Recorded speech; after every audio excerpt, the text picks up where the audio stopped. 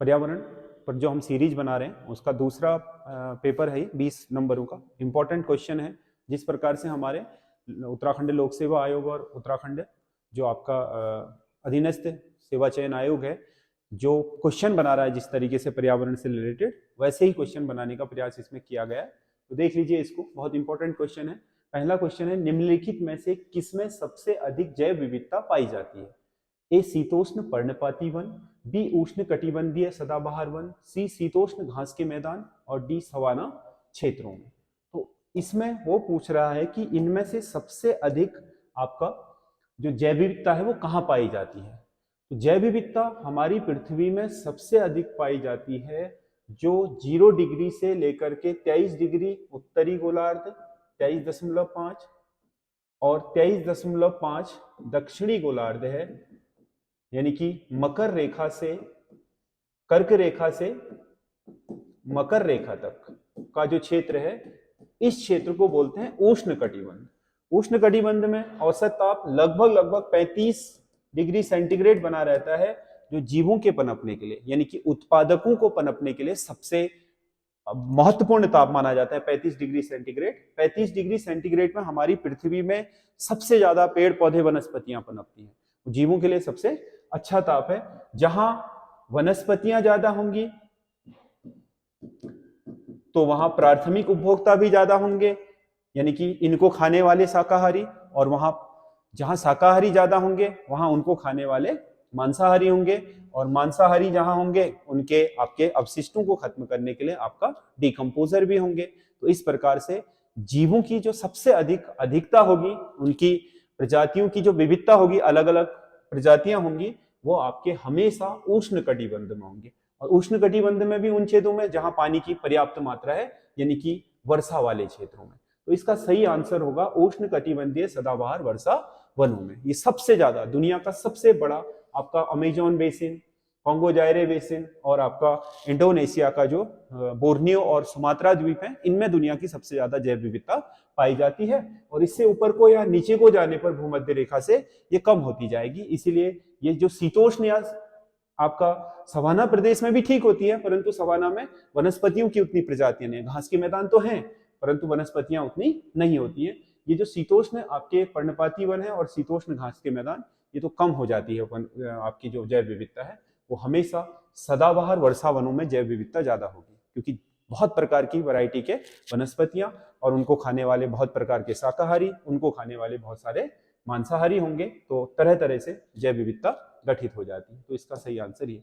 अगला क्वेश्चन है, निम्नलिखित में से कौन सी एक ग्रीन हाउस गैस नहीं है? ग्रीन हाउस गैस, पिछले में भी मैंने बताया था कि क्योटो प्रोटोकॉल में 6 ग्रीन हाउस गैसें चिन्हित की गई थी, carbon dioxide, nitrous oxide, methane, ozone, जलवाष्प और क्लोरोफ्लोरोकार्बन। तो इसमें से 3 तो है, ये नाइट्रस डाइऑक्साइड भी है, नाइट्रस ऑक्साइड भी है, मीथेन भी है, ओजोन भी है, परंतु हीलियम नहीं है। हीलियम हमारी प्रकृति में पाई जाती है और हमारे वायुमंडल में भी उपस्थित है, लेकिन ये गैस आपका ग्रीन हाउस गैस नहीं है, यानी कि इससे किसी भी तरह का ग्रीन हाउस इफेक्ट पैदा नहीं होता है।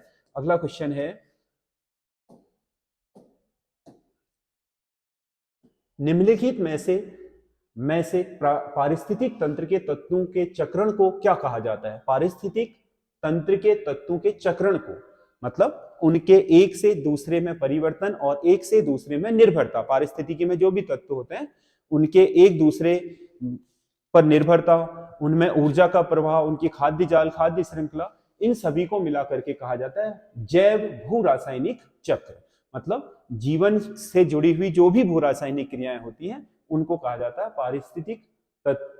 पारिस्थितिक तंत्र के तत्वों का चक्रण। तो जैव भू रासायनिक इसमें सही आंसर होगा, जैव भू रासायनिक चक्र कहा जाता है। अगला, निम्नलिखित ईंधनों में से सबसे कम पर्यावरणीय प्रदूषण करने वाला है? सबसे कम पर्यावरणीय प्रदूषण किससे होता है? देखो, जो भी जीवाश्म ईंधन होगा उससे तो होगा ही, यानी कि डीजल से भी होगा, कोयले से भी होगा। ये तो हमारे पर्यावरण के सबसे बड़े प्रदूषक हैं आज की डेट में, क्योंकि ऊर्जा क्षेत्र इन्हीं पर निर्भर है। और ऊर्जा क्षेत्र लगभग हमारे टोटल जो पोल्यूशन है या ग्रीन हाउस इफेक्ट है वो 34% केवल किससे हो रहा है?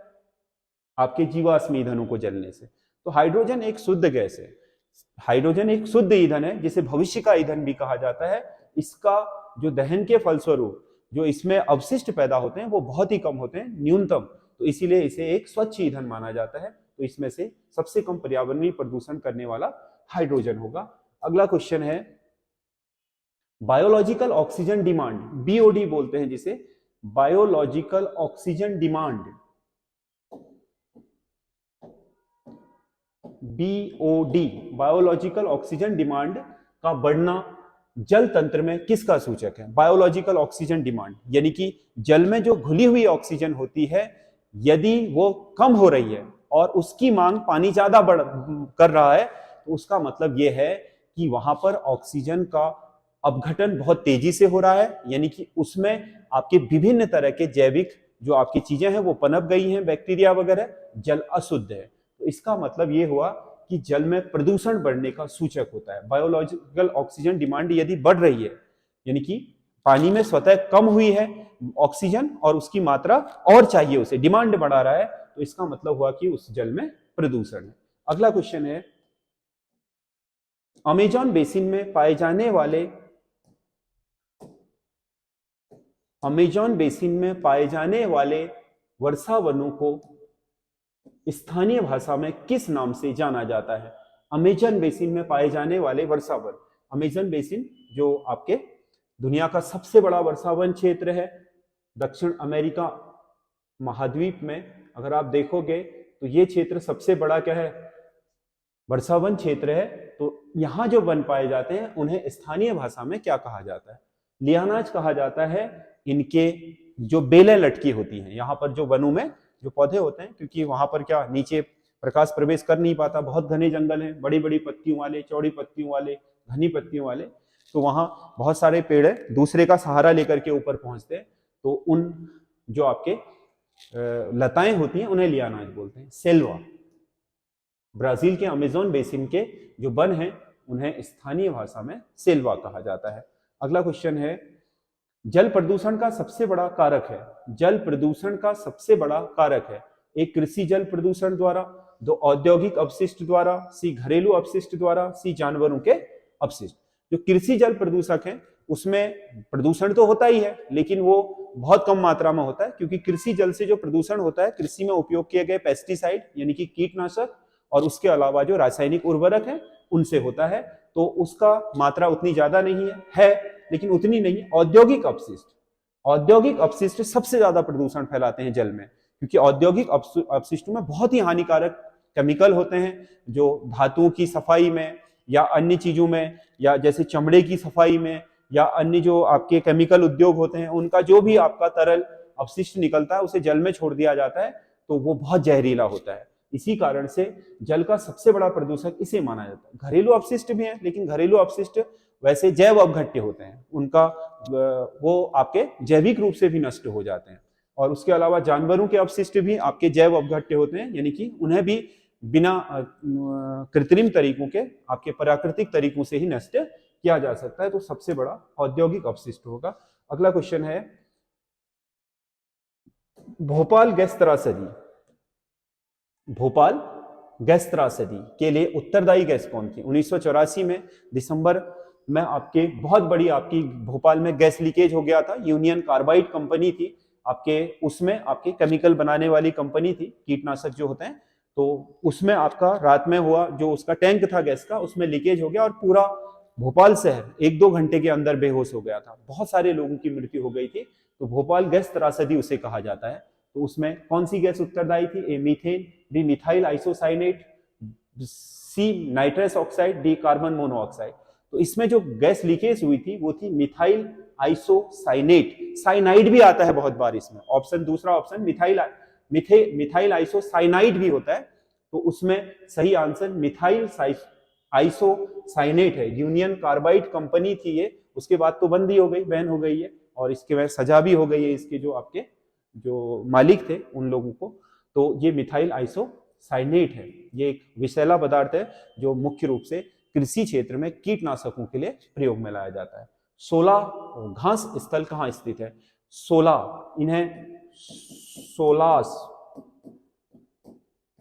सोलास भी कहा जाता है।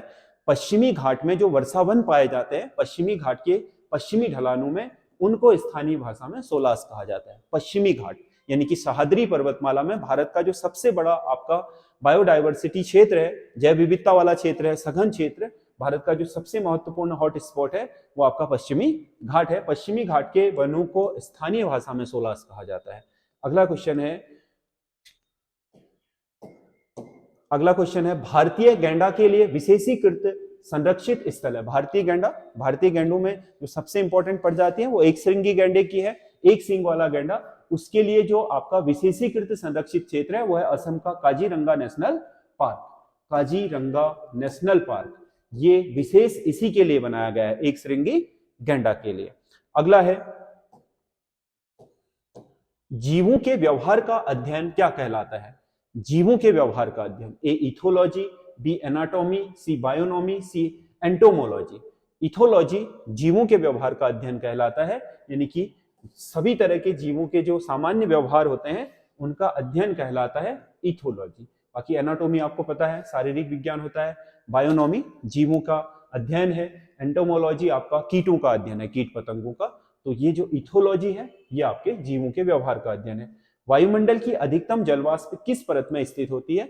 ए समताप मंडल, बी क्षोभ मंडल, सी मध्य मंडल और डी आयन मंडल। तो जो हमारी आपकी वायुमंडलीय परत है, क्षोभ मंडल, सप्ताप मंडल, आयन मध्य मंडल, आयन मंडल और बहिर्मंडल, यह आपका 0 से 14 किलोमीटर, 14 से 50 किलोमीटर, 80 किलोमीटर, 640 किलोमीटर और ऊपर को बाह्य मंडल। तो इसमें जो क्षोभ मंडल है, सबसे निचली जो परत है क्षोभ मंडल, कहा जाता है कि जो 5 किलोमीटर समुद्र तल से ऊंचाई है, इसके अंदर टोटल जलवाष्प जो हमारे वायुमंडल में है उसका 90% इसी में। यही कारण है कि इस जलवाष्प के कारण आपका इस क्षोभ मंडल में जो सामान्य तापह्रास नियम होता है उससे गैसें ऊपर उठती हैं और उसी के कारण वो संघनित होकर के बादल बनाती हैं और वर्षा करती हैं। तो इसका सही आंसर होगा क्षोभ मंडल, मतलब 90% से अधिक जो आपका वायुमंडलीय जलवाष्प है वो क्षोभ मंडल में ही पाई जाती है। अगला क्वेश्चन है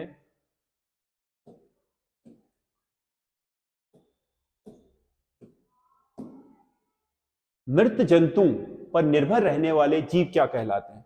मतलब मरे हुए को ही खाना है, खुद मार करके शिकार नहीं करते हैं, उन्हें बोलते हैं स्कैवेंजर्स। ऐसे जंतु जो मरे हुए पर निर्भर रहते हैं वो क्या कहलाते हैं? स्कैवेंजर्स। जैसे गिद्ध है, वो शिकार नहीं करता है बल्कि मरे हुई जो लाशें होते हैं उन्हीं को खाता है, तो उन्हें स्कैवेंजर कहा जाता है। अगला, बीटी कपास एक प्रकार का ए संकर पौधा है, बी ट्रांसजेनिक पौधा है, सी टर्मिनेटर पौधा है, डी प्राकृतिक पौधा।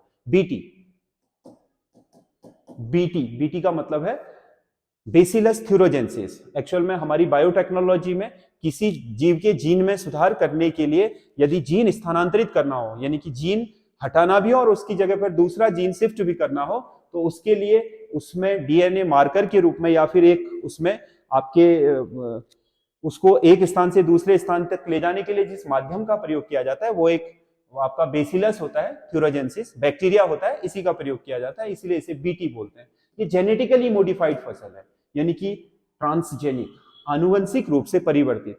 देखो संकर तो प्राकृतिक रूप से भी हो जाती है, क्योंकि दो पौधों के बीच अगर संकरण हो जाए, दो प्रजातियों के बीच, वो पॉलिनेशन से भी हो सकता है, तो वो अगर आपका क्या प्राकृतिक तरीके से हो सकता है तो वो संकर पौधा बन जाएगा। संकर प्राकृतिक तरीके से भी बनते हैं जिन्हें हम हाइब्रिड बोलते हैं। टर्मिनेटर पौधे का मतलब ऐसा होता है, ऐसा पौधा जिसके बीज केवल एक बार काम आए, अगली बार इसका बीज फिर बोने के काम में ना आए। अगला, प्राकृतिक पौधा। प्राकृतिक पौधे का मतलब है कि इसका जो आपका जो बीटी है वो प्राकृतिक नहीं है, तभी तो बीटी लगा है। बीटी का मतलब जेनेटिकली मॉडिफाइड है, यानी कि ट्रांसजेनिक पौधा है। अगला क्वेश्चन है, रासायनिक कीटनाशकों के उपयोग से कौन सा प्रदूषण होता है? ए वायु प्रदूषण, बी जल प्रदूषण, सी ध्वनि प्रदूषण, डी उपरोक्त में से कोई नहीं। रासायनिक कीटनाशकों से जो प्रदूषण होता है वो होता है जल प्रदूषण। अगर हम रासायनिक कीटनाशकों को पौधे में छिड़काव करेंगे या जमीन पर छिड़काव करेंगे तो होगा क्या, जब हम सिंचाई करते हैं तो वो पानी के साथ घुल करके जल स्रोतों में चला जाता है, चाहे वो अंडरग्राउंड वाटर में चला जाए, चाहे आसपास के झील तालाबों में चला जाए, चाहे नदी नालों में चला जाए, करेगा वो अंततः जल प्रदूषण ही। वायु प्रदूषण बहुत नहीं होता है उनसे, हाँ छिड़काव के समय थोड़ा बहुत हो सकता है लेकिन वो रेयर है।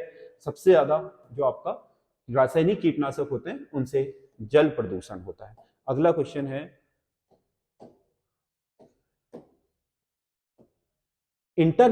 Intergovernmental panel on climate change यानी कि आईपीसीसी, जिसका मुख्य काम है आपके विश्व भर में जो ग्लोबल वार्मिंग के लिए उत्तरदायी चीजें हैं उनके बारे में अनुसंधान करना, आंकड़े जुटाना। आईपीसीसी की अब तक कितनी रिपोर्टें जारी हो चुकी हैं? तो इसमें A4, B5, C6 और D7। तो इसमें सही आंसर है 6 रिपोर्टें जारी हुई है आईपीसीसी की। जो छठी रिपोर्ट थी वो पिछले रिसेंटली आपके वो रिपोर्ट प्रकाशित हुई है, उसी पर आपका ग्लासगो सम्मेलन में चर्चा हुई थी।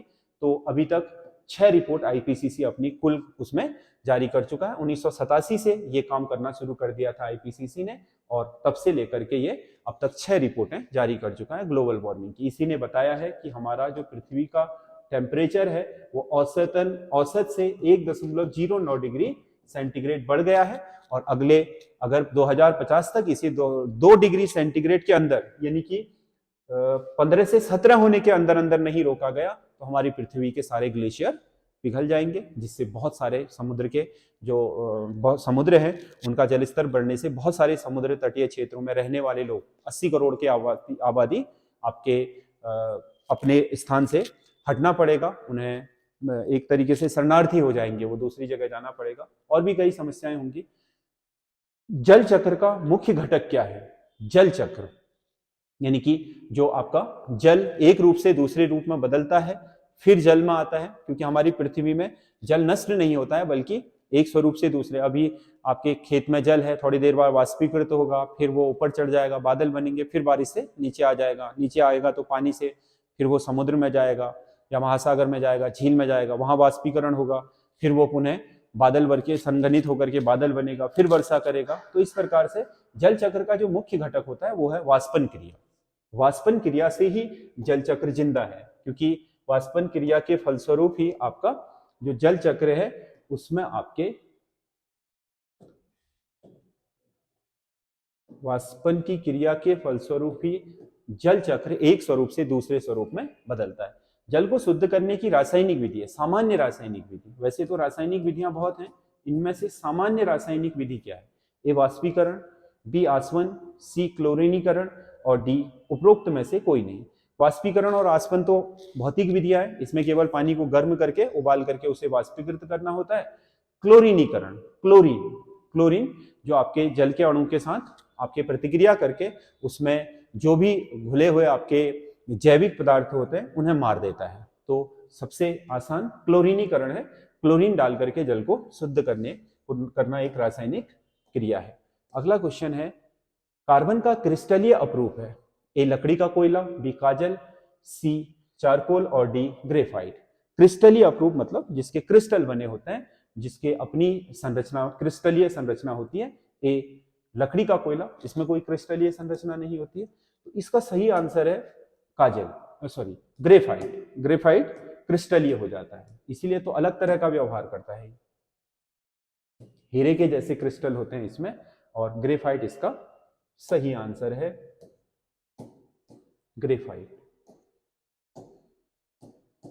अगला क्वेश्चन है WWF world wild life fund संस्था की स्थापना किस वर्ष हुई थी? वर्ल्ड वाइल्ड लाइफ फंड जो विश्व भर में वन्य जीवों को सुरक्षा के लिए कार्य करता है और उनके लिए धन एकत्र करता है, उनके लिए बहुत सारी तरह की योजनाएं चलाता है। वर्ल्ड वाइल्ड लाइफ फंड आपका स्विट्जरलैंड के ग्लैड में इसका मुख्यालय है। तो इसकी स्थापना किस वर्ष हुई थी? 1961 में वर्ल्ड वाइल्ड लाइफ फंड की। तो ये 20 क्वेश्चन है, बहुत इंपॉर्टेंट है। इसी तरीके से क्वेश्चन आ रहे हैं तो आप इनको देख करके नोट कर सकते हैं।